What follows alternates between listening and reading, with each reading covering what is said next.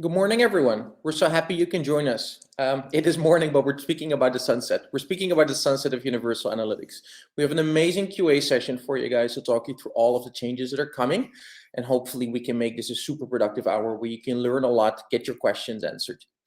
Me, the moderator, it's me. I'm Michael. It's great to meet all of you. I look after EMEA for Incubeta, and I look after our global growth. And I have a panel of amazing ladies with me who will talk you through all of the details today in terms of all the stuff and all of the questions you submitted. Thank you for submitting all of the questions. There has been a lot of stuff coming through, really, really good. And we have an hour to answer them. What we'll try to do this hour is answer all of the questions that we've received. We've prepared really good answers. And also, if there's any questions coming up during the session, please use the chat window or the Ask a Question feature to ask your questions. It's really important for us to collect as many questions as we can.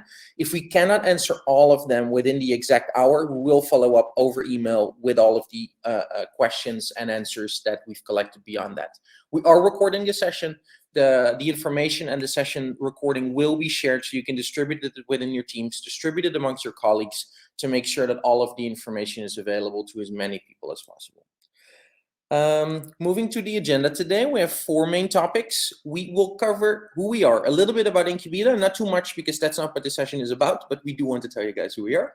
We want to speak about the sunset announcement. This is where my colleague Jake will take over. We will dive into your questions and answers, which is of course the crucial part of the whole session, and a last part on how Incubeta can help you solve some of the challenges that you might face migrating from UA to the new GA4 setup. 3 amazing ladies joining me today. Super proud to have them on here. Jade is our global service lead. She essentially looks after all of data analytics for our entire Incubeta group, and she has a massive amount of experience spanning GMP, spanning media, diving into data analytics, and now into digital media strategy. She's amazing in driving advanced solutions forward using analytics, and is an amazing asset to the business. So is Rafika. Been around since 2008 doing web development, moved into analytics, fell in love with the technology and what it can do, and has a massive amount of experience as well. She will leverage today in answering your questions. And then Camilla, our lady from Brazil, based in the Netherlands, massive experience as well, drawing back for some of the analytics freaks to the Urchin days, which is quite a while ago. So we have a team of very, very seasoned experts on this call who will be able to answer your questions and really address them the right way. As I said, a little bit about who we are as Incubeta. We've been around for 21 years already, founded in 2001, and we help advanced marketing clients get better with their advanced marketing. We like smart clients, and we like to make them smarter. We work for some of the biggest brands in the world, such as Google, such as Beiersdorf, such as Nike. And what we really like to do, and where we really get a lot of passion from, is helping these clients advance their online marketing in the right way, using the right tools, using the right analytics tools, and using the right data. We have won some fantastic awards, including Best of Use of Data and Best Use of Technology at the Drum Awards. We're over 600 people strong. We have 1,200 clients. We're really proud of that. And we're active in 21 locations around the world. We have a very strong partnership with Google. That's something we're really proud of. We are one of 4 global partners for Google when it comes to GMP. And that means we draw back on a very, very long history when it comes to analytics, when it comes to GA. And all of the certifications we have across cloud, across creative, across media really contribute to the overall knowledge that we have. And that is based on all of the expertise that we have in the business. Jake, let me hand over to you. Thanks, Mike. Hi, everyone. Very, very good to be speaking to all of you today. The reason that we're here today is that Google's actually finally announced the deprecation date of Google Analytics. It is a big announcement. It's something that's completely shaken the industry, and we really wanted to equip you guys with all the information that you need, because this date is actually 15 months away. So the first date that we need to speak about today is the 1st of July 2023, so next year, July, where GA Universal for free users will stop collecting property processing hits. So essentially what this means is that all the data that is in analytics to that date will remain, but from that date, all hits will stop being processed. From the 1st of October 2023, so October next year, GA360 users will face the same thing. What is key to note is that your data will be stored for 6 months after the deprecation date, and after this date, your data will no longer be available. So what should you do now? I hope none of you are panicking too much. There's definitely a plan in place. So the first thing that you need to do, if you haven't already, is implement GA4 alongside Universal Analytics. So the first reason for this is to build up historic data in GA4. As I said, you're 15 months away from this change. And basically what you at least need is 13 months of data so that you have a year-on-year comparison starting from that date. And the next thing that you need to start doing is testing media activation. So one really cool thing about GA4 is that once you create audiences in the platform, it immediately syncs to all the platforms that it's activated with. So whether you've linked it to DV360, SA360, Google Ads, or Optimized, your audiences will immediately sync. And what we really want from you guys is to start testing the media activations and actually seeing how GA4 works. So what else do you need to know? You need to know that after UA stops processing data, GA will become read-only, so you won't be able to make any changes. As I said, you'll still be able to process. You'll be able to access the properties for 6 months after the dates. There will be no additional extensions on the sunset. So as much as you might beg or plead with Google to keep your property live, that isn't going to happen. So we really do plead with you guys to start getting ready and implementing your properties. And Google is really comfortable to set UA right now because it is a use case parity for both standard and GA360 customers for the core use cases. And we'll go into that a little bit more in our Q&A section. So thank you again, just on behalf of me, Camilla, and Rafika for submitting so many questions. We got really a lot of questions. We've tried to consolidate the questions as much as possible. So if your question wasn't answered directly, it might be in another question, but we'll make sure to cover as much as we possibly can. So what is the date for the hard change and when will UA no longer be available? The properties will start collecting new hits on the 1st of July. We've covered this, but I do want to re-emphasize it, and 1 October for GA360 users. For the 6-month period after the deprecation dates, the data will be in a read-only format. Also, what you should be doing is planning to export your data. So you'll be able to do it via CSV, Excel, the reporting API, so the GA API, as well as BigQuery. We can definitely assist you with that. So if that is something that you need more assistance with, please do reach out after this. We'll be sharing a landing page where you'll be able to submit all questions that you might have regarding this. Next, I'm going to hand over to Rafika for the next question. Sorry, the last thing is just in terms of the date of it no longer being accessible, the data, it will be from the 1st of January 2024. Just want to emphasize that and contextualize what that actually looks like. So Rafika, next question. Okay, so is anything being left behind with UA? So as in GA tools or GA features? All right, so to answer that, Google isn't actually aiming for feature parity across GA, Universal and GA4. They're actually aiming for use case parity. So what that means is you might have similar features and you might be able to answer the same questions that you would have answered with the data in GA Universal with GA4, but in terms of functionality, that might look and feel a bit different. Right. So the other thing that you need to also remember is that there are less predefined reports available in the GA4 interface. So if we're used to accessing those like extensive list of reports that's available in UA, that's not going to be the same anymore. So typically what you'd have now is you'd have an overview report, which will have cards of like windows to your different data. And then you'd have a detailed report, which also allows you with more flexibility to visualize like all of your data in the format that makes sense to you. So they're moving away from that extensive list of reports to have a few more condensed but more flexible reports that will be available. And in order to help you like get to grips with all of this and understand it a bit better, we are offering a free download of a use case comparison, which compares Universal Analytics, Universal Analytics 360, GA4, and all of the use cases, like everything that you can do with each platform and the details with that. I think after the session, we'll be sharing the link that you can actually access the download from. Okay, so that's from my side. I'll hand over back to Camilla now. Sure. So next question we got was, what data policies does GA4 follows that UA didn't? And I'm interested in knowing specifically EU GDPR and South Africa POPI Act. I think the first and foremost thing that we want to mention is that GA4 is designed with privacy at its core. And what does that mean? We have a lot of features in the data collection, in the data usage, in the data storage, and in the data deletion that you can use. So, for example, Google has prepared some things, for example, IP anonymization that is done as soon as the data is collected. So no IP is sent to the servers, and especially is not transferred to the US. Also, cookies can be controlled via the tagging parameters. So, for example, you can change the expiration of the cookies. You can also turn off Google Signals, where you have a little bit more control of data that is shared with Google. You can also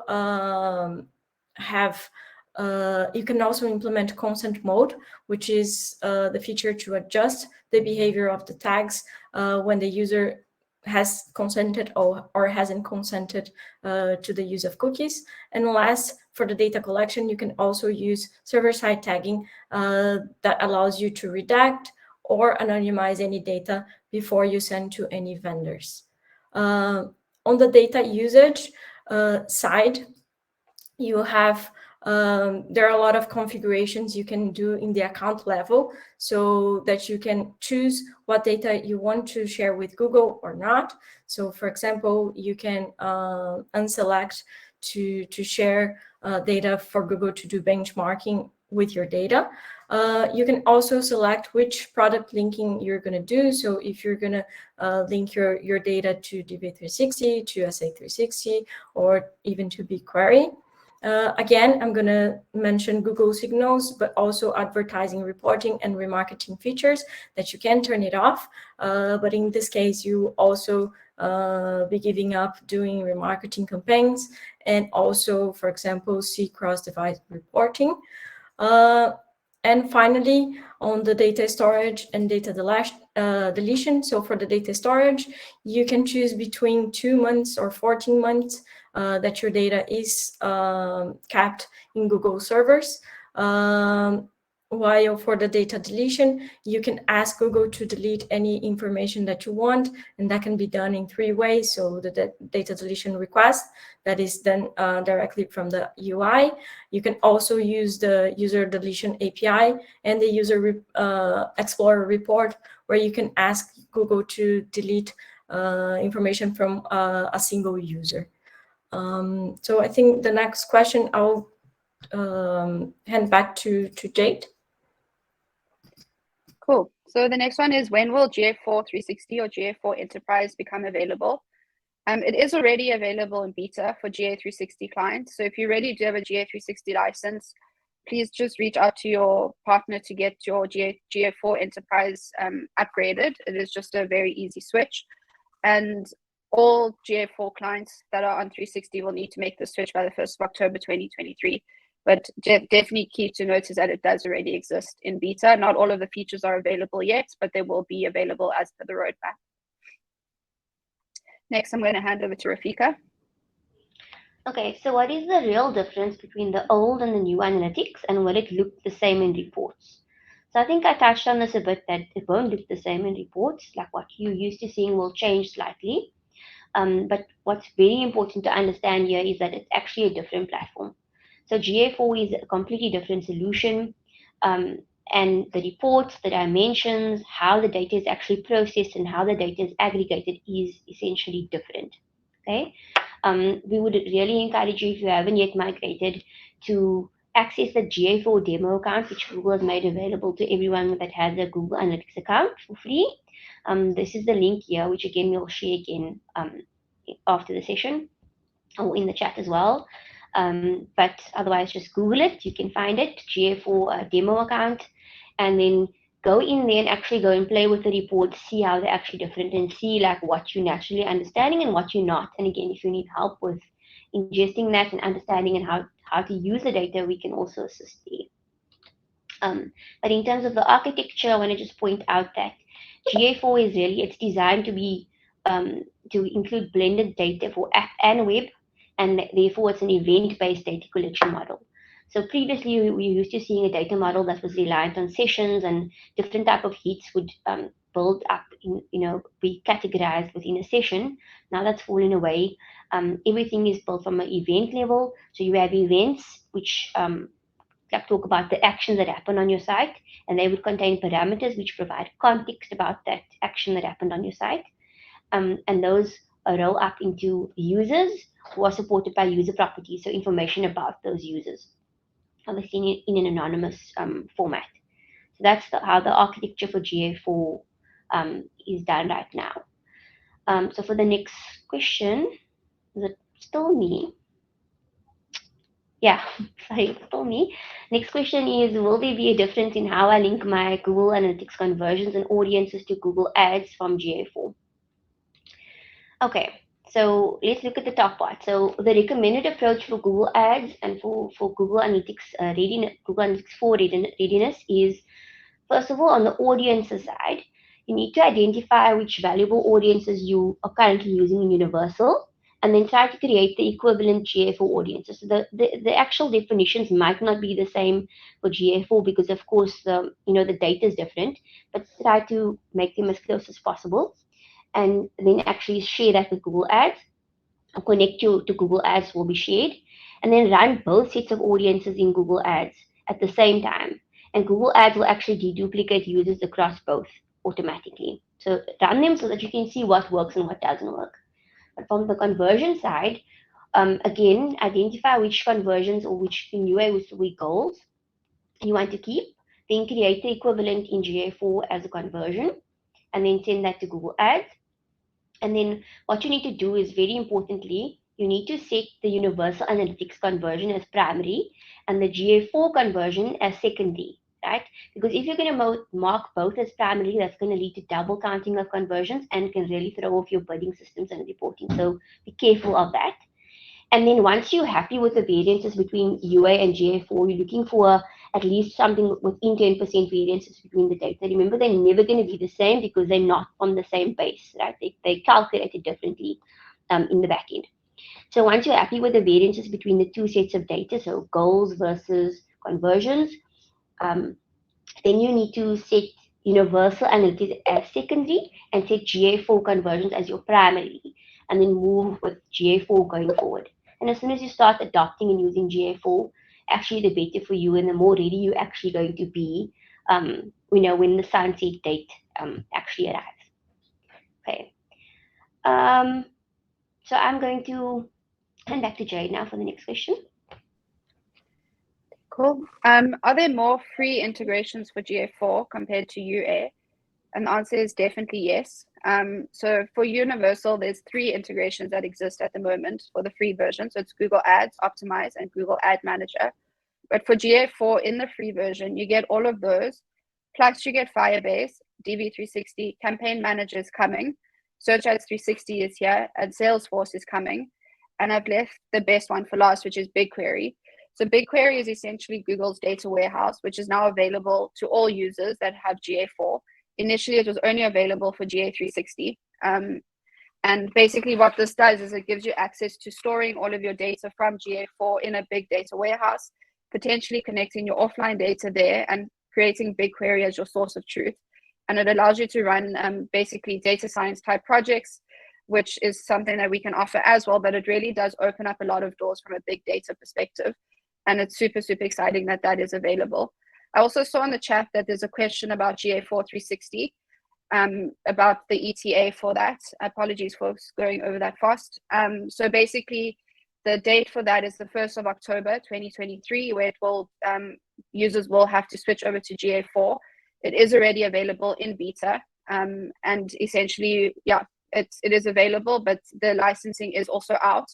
But we do recommend waiting until the product is out of beta before you switch over fully to GA4 Enterprise, but definitely play with it while it is in beta if you have a GA360 license. I hope that clears up that concern. Next, I'm handing back over to Rafika to talk about Firebase. Okay, so the question was, does my app have to have Firebase fully implemented in order for it to track correctly in GA4? Okay, and to answer that, in short, I would say yes, preferably. So Firebase does need to be implemented with the latest SDK before you connect to GA4. It's also a good idea to do an app analytics audit to ensure that the correct and recommended naming conventions are in place for Firebase events before you make the connection, right? Because remember, differences in naming of events will result in the non-unification of app and web events in GA4. So if you have two data streams, one for app, one for web, and attacking the same thing, so say the same functionality on your app and your website, and they're going to the same GA4 property, you need to make sure that those event names are the same, because otherwise you're still going to have a different event for app and a different event for web, which will defeat the purpose of seeing the data combined. Remember, you can always split the data up again within GA4 for analysis, but the value is actually seeing them together. So you need to make sure that they're correctly named. If you have a very old Firebase implementation, like from years ago, some of the naming conventions or the best practices recommended by Google actually changed over time, just to make them more kind of web friendly and consistent between web and app. Just be careful of that as well. So make sure that they are, aligned to the best practices. So that's that recommendation. For the next question, I'm going to hand back to Jade. Cool. So the question was, can we implement GA4 ourselves? And the answer is yes, you definitely can. The interface does have an easy way of implementing it. So you can go into your universal property settings and actually use it's almost like a little bit of a master where it takes you through how to implement it. But I do have to say that you will carry the risk of not having a clean set of data. And setting up GA4 from the get-go gives you an opportunity to refresh your measurement plan and your data strategy. And that is what we really do encourage our clients to do. So definitely you can set it up yourself. Again, if there's errors in the data, it's going to be like that for the entire lifespan of your GA4 property. So we definitely do recommend getting an expert to do it. But if you do have confidence in doing it yourself, we also have a training website that you can purchase an account for that will show you how to implement GA4 end to end, as well as report from it. So if you are interested in that, please do reach out via the landing page that we'll be sharing at the end. Next, I'm going to hand over to Camilla. Sure. So the question was, can you explain how events and event parameters work and are set up in GA4? So basically, I think Rafika already mentioned a little bit when she was talking about the data model. So the events are actually the building blocks of GA4, and they are all and every single action that you can think of and that you implement to track in your site. And the parameters are really the additional information that you send together with those events. So let's say, for example, page view would be a parameter would be either the page path or the URL. While for the scroll, you can track a parameter of the percentage that the person scrolled. There are essentially two ways that you can implement events. One is and track the parameters. One is through the tag manager or through the G tag, or you can also create in the interface. You can create events directly in the interface. Another thing that is worth mentioning is that the parameters should also be configured as a custom dimension or custom metric, or they're not going to appear in the reports in the user interface. So next question, I'm going to hand back, I think, to Jade or to Rafika. Yeah, thanks. Okay, so the next question was, how does this change impact the UI or design and front-end development of the website? So firstly, there will be no impact on the front-end design or in usability, and no HTML changes are needed to get GA4 up and running. The only time that this would actually change front-end development or impact front-end development and require some JavaScript updates if you are not already using a tag manager, so preferably Google Tag Manager, or the global site tag for implementation. Right, so then you would, if you're not using one of those, you'd need to upgrade to the latest script, which will be available in GA. And again, we always recommend Tag Manager over implementing the tags directly onto your site, just for maintenance purposes and flexibility and data collection, like governance as well. Tag Manager is definitely the better option. Yeah, that's an answer to that question. Then we had some other questions. I've tried to answer some of them in the chat, but Jade, I don't know if you want to jump in and just pick out the ones that we still need to answer. Sure. So the one question was around the roadmap.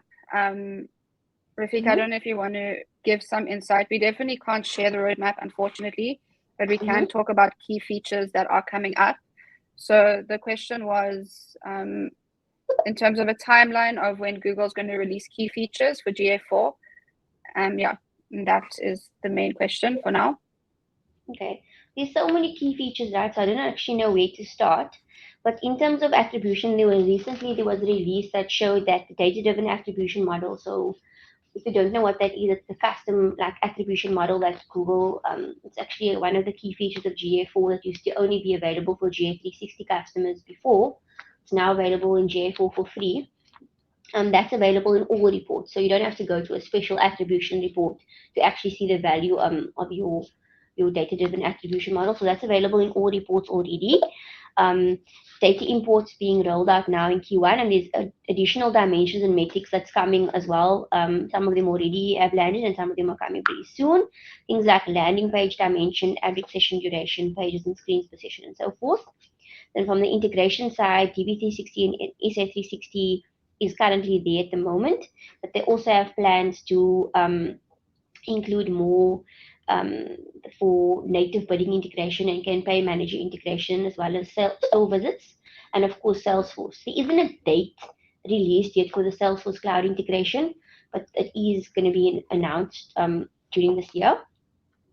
Then they've got more in terms of reporting. There's behavioral modeling, which is going to be released soon, and then more features for reporting customizations for admins, reporting filters, more there, because I know that's something that's been missing a lot. Like a lot of people are complaining about not having those filters that we normally used to apply to views available in GA4.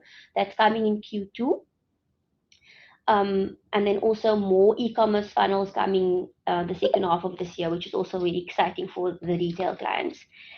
The other big thing is on the enterprise level, roll-up reporting and sub-properties that has been released now in Q1.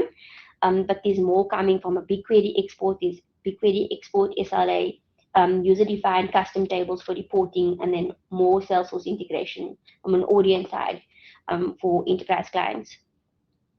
I don't know if there's anything else specific I need to mention from the road mapping side, but if you have the question asked now, we'll try to answer those specific ones. Okay, let me see what is here. There was another question. Another question from Laura saying, for the moment, we've created e-commerce dashboards manually on Data Studio. GA has the slow and buggy Explorer interface where we can create some visualization. Have you heard about any plans to have a decent e-commerce performance screens natively on GA? So this isn't, it is definitely in the roadmap to have funnels come into GA4 in H2. So that is going to be coming up. It is still in beta, so everyone should keep that in mind. So the slowness and the bugginess will definitely go away once this product is out of beta. So if you are feeling frustrated with using it, I would recommend continuing to use your Universal Analytics account for the key features and reporting that you're needing to do, and then only switching over once you need to and once the product is out of beta.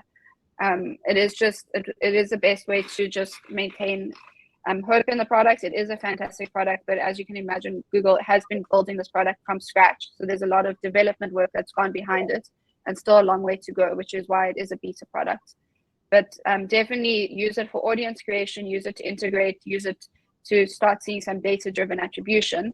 But if the reporting interface is frustrating you, definitely switch back over to Universal Analytics just for reporting purposes. And from next year, when the product is officially sunset, GA4 will most definitely be out of beta.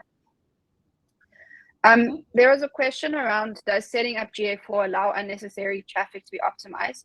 We don't fully understand this question. I don't know, Shaheen, if you can potentially in the chat reconfigure that question a bit for us, and then we can try and answer it. I don't know, Rafika, if you have an answer off the top of your head around that, but I'm not too sure what that one means. And then there was a question from Quinton Marks about, is setting up e-commerce tracking the same as in UA? Rafika, you did answer that question, but potentially it's a good one to just call out. Okay, so what I said was, if you've got Google Tag Manager, that's okay. Let me backtrack a bit. So e-commerce tracking requires the implementation of a data layer with Universal Analytics and also for GA4. The GA4 required data layer structure is different to Universal Analytics. But if you've got a Universal Analytics structure that actually works well for your business and you've tried and tested it out, then and you've got Tag Manager, you can actually kind of repurpose that data layer within GTM to work for GA4 as well. You do need to have a bit more tech savviness or ask the support of your implementation specialist, but it can be done to an extent. So there are certain things that still won't work for GA4, like promotions, because they're just completely differently treated UA versus GA4. And also within GA4, there are some additional steps in the e-commerce funnel that's tracked that's not there by default with Universal Analytics, like your view cart, and also within the checkout steps, they're done quite differently and more structured. So if you can, and probably better, like for future proofing, is just to implement the GA4 data layer to get the most out of your tracking requirements. Hope that answers that. Perfect. Does for me, thank you. We have a very good question from Arvind. Sorry if I've mispronounced your name. He's asking, can you please let us know how conversion tracking can be done in GA4 and how to check the same? Previously, it was goals and events in Universal Analytics. And Camilla, if you could please answer this for us. Sure. So now it's a little bit different. So before we would configure the goals based on events, on that page destinations, timings, or depth of navigation. Now you actually need to have an event. So that event can be created either directly sending the event. So for example, if the user subscribes, you send a subscription event, or you can create an event, for example, based on the page view, or based on another event, or based on a parameter. And then you're going to go to the interface and mark it as a conversion.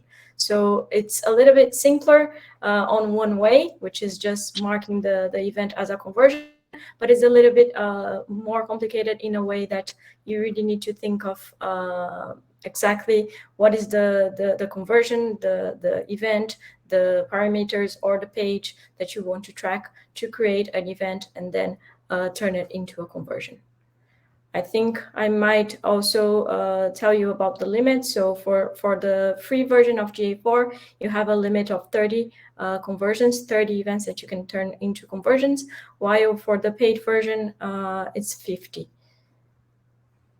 Cool, thanks, Camilla.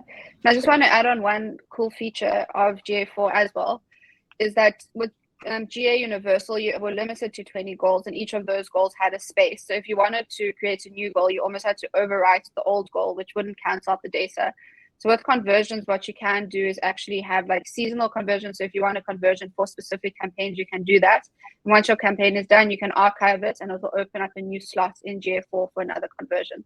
So even though you are limited to only 30 conversions, which is still 10 more than what we previously had, it's not really a hard limit, because you can actually archive ones you're not using anymore, which is a really great feature and just something for everyone to be aware of. Cool. So we have another question from Matthew McCallum. So he's asking, what will year-on-year reporting look like in 2023 and 2024? Will year-on-year data be available for 2021 and 2022? I will give this a stab, and then if anyone wants to jump in, you guys are welcome to. So essentially, when you set up your GA4 property, you're going to start from scratch. So if you were one of the early adopters and you set it up in October 2020 when the product actually came out, then you'll have that year-on-year data. Between the two platforms, you won't be able to import your GA Universal data into GA4, unfortunately.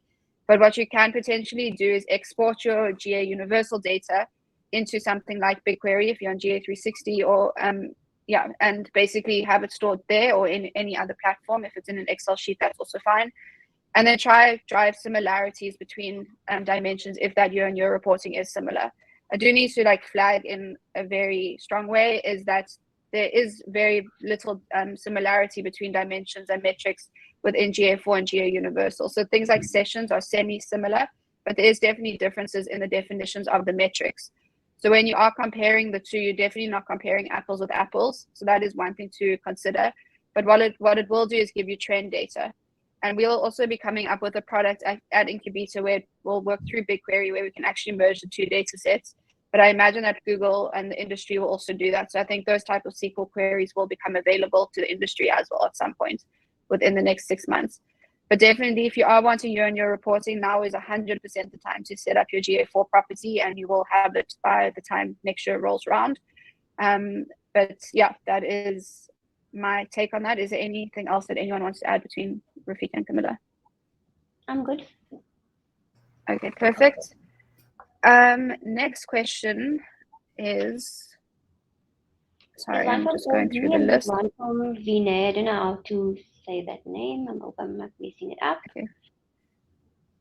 Perfect. So that one would be, how can we get rid of duplicate data? That's yeah, I think because he had a question earlier which I answered, which was like he thinks that he's implemented GA4 and he thinks he's seeing duplicate data.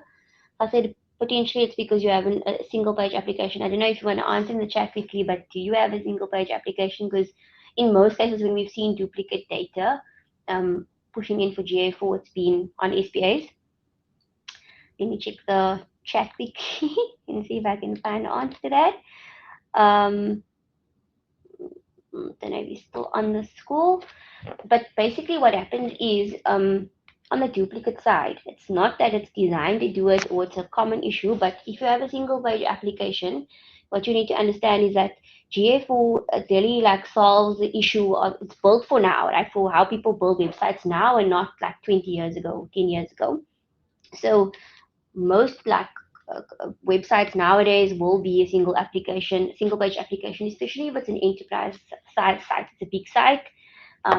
So GA4 by default tracks that with the config tag that you install on the page or on via GTM. So we'll incorporate the history change event, which is one way of tracking if you move from one page to the next, but your entire page didn't load, right? By default. So if you already had a solution for Universal Analytics, say you had a page view trigger set up that was based on a data layer custom event that would say when the page actually changes, and now you're using the same trigger to fire a page view, there's also built-in tracking for that page view with GA4. You might get a duplicate page view tracking, for instance. Not so much for the events, but definitely for page views, it's an issue with single page applications, and you need to test it properly, preferably using your tag assistant that's built into Google Tag Manager. I don't want to get into more because it's completely technical, so we can move on to a better question or another question. Okay, so okay, cool. We have one question from Cameron. So from what I can see, sessions are tracked differently. For example, when your campaign source does not initiate a brand new session in GA4, where it did in UA, and Google states session numbers in UA versus GA4 will vary. Have you seen a major discrepancy in your current reports in session numbers? So one thing that is important to mention is that GA4 is not focused on sessions. So this is one thing that Google has been saying for quite a while. But yes, we have seen discrepancies exactly because of the difference in the data model and how the sessions are calculated in GA4 and in Universal Analytics. So the brief answer is yes. Yeah, I'll post a link about this as well from the documentation for someone who wants more technical, like another more technical answer. But they did actually change the model for how they track sessions in October last year. And there's a lot of discussion at the moment about that. So sometimes if you look in your report, if you've implemented GA4 like before October, you might see like missing data there, but it's just because they've improved the model for how they track sessions. Cool. Okay. And then we have a question from AB, which I guess is semi-controversial. So He says, I have a question about attribution. Even though GA4 is using data-driven attribution, there are still big differences in social channel conversions, Bing, mail referrals, etc., and GA4. Do you recommend using third-party tools for attribution, or should we blindly trust GA4's data-driven attribution? So while the product is in beta, I would say don't blindly trust it. It is still in development. But I think that it's definitely just, it's directional data for now. So take it as it is. If it is absolutely making no sense for your data, then do use a third-party tool for now until the product is out of beta. I think data-driven attribution is one of the most powerful tools of GA4, and I think it's going to get there for sure. Once all of the bugs and everything else that is in the beta version are ironed out. But until that point, if you do feel more comfortable using a third-party tool, then definitely do so. But I think once Universal has been sunset and this product is officially launched, then you should give it another chance. There was a question about sub-properties that have a specific link with DV360, Search Console, and Google Ads. Or is it a property configuration? This isn't something we actually have direct experience with because it is an enterprise feature that's quite new. So we don't have direct experience. So that is something that we will research and get back to you on email and also add to our FAQ that will be shared. To Rafika, a continuation from Vinay's question was, how do we get rid of the duplicate data from the rogue referral issue that he was referring to? I don't know if you want to just explicitly touch on that. I don't know about rogue referrals, but how do you, okay, read the question? So his question was initially touching on a potential rogue referral issue linked to an SBA with duplicate data. Is there a way to get rid of that data?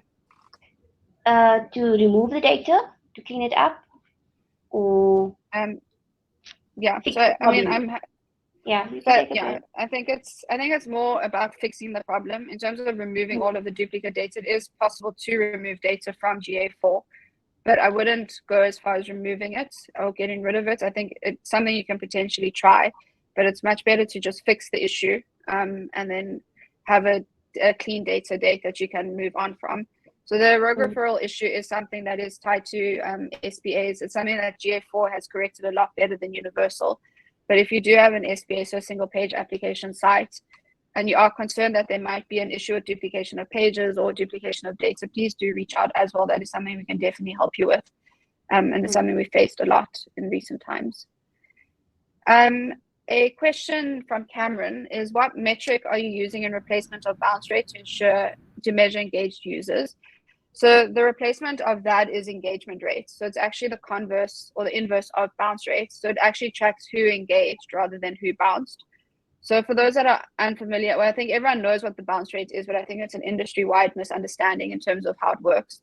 So a bounce is when someone comes to the site, only has one interaction and leaves. So if they just view one page and then they leave, that's considered a bounce. Even though they stayed on the site for 10 minutes, it would still be considered a bounce.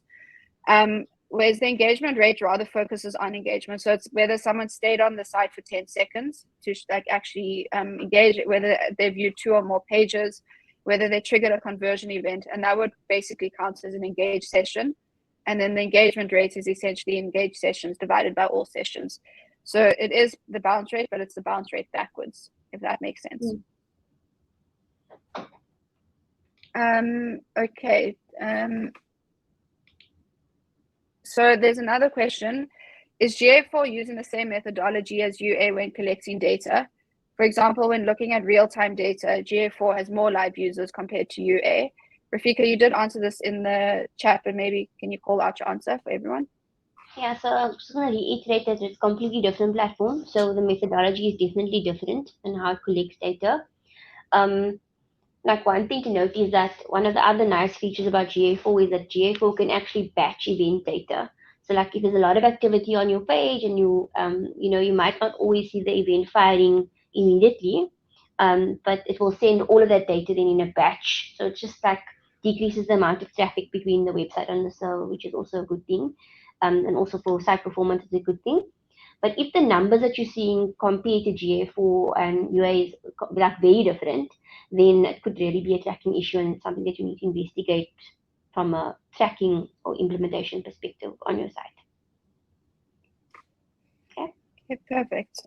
I think we have now covered all questions that are in the question box. As I said, we will be sharing a landing page where you're welcome to ask more questions. But before we close off and I hand back over to Michael, I just want to cover how we can help. I hope we haven't induced panic. I mean, I half hope we have, because I think everyone does need to start to take some action if you haven't already. But just in terms of what we can do for you is we've developed 3 packages. We're aware that people haven't necessarily budgeted for this change right now from a implementation perspective. So what we've put together is a basic package, which is very low in hours. And it basically allows us just to set up your package from your GA4 from scratch. But what we won't do is set up all of the events, but it will actually start collecting the data that you can use as historic data.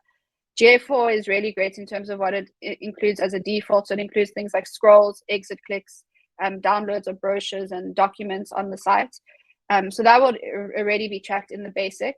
That implementation takes us 2 to 3 days from sign off. And it really is designed for small businesses with a basic website structure, or bigger businesses that haven't actually budgeted to do a full implementation that would potentially like to do it at a later stage.